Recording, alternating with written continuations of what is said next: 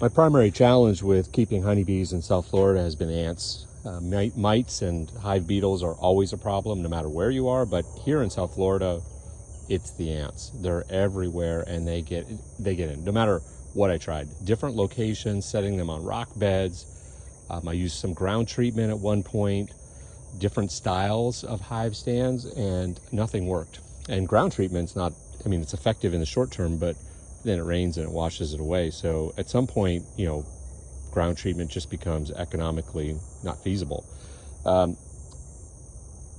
So we thought about the problem, and what is the problem? It's keeping the ants out, because you can't do anything about the ants, so you have to just keep them out. Well, there's 4 ways that you can get into a hive stand, the 4 legs, and it doesn't matter whether they're metal, plastic, wood, whatever, the ants are gonna go up there. So we looked at the problem and came up with a solution.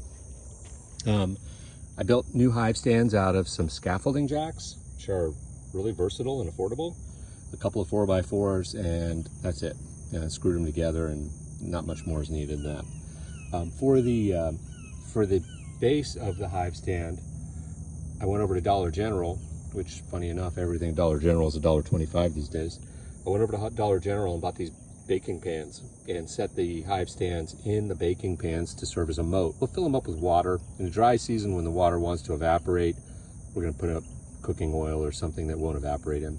This will create a moat, and the ants will not be able to cross the moat. And if they can't get to the leg, they can't get in the hive stand. Flying insects, they're still going to be a problem, but that's far less of a concern than the ants have been. So I'm really hopeful this works out. Also, we had this concrete pad that we left in place after we tore down a structure, and it's perfectly located because it's on a water source, as you can see, a great big water source. And by the way, beautiful day here in South Florida. Doesn't get much nicer than this. So we're hoping that this is going to work out as our bee yard. We can easily drop probably 20 hives in here without it being too uncomfortable to work. And if these new hive stands work out, we'll make a few more of them and we'll expand. Now, hives, each one of these hives cost me about $135 to get up and running. And that's not including the woodwork, which it's a sunk cost. I already have that.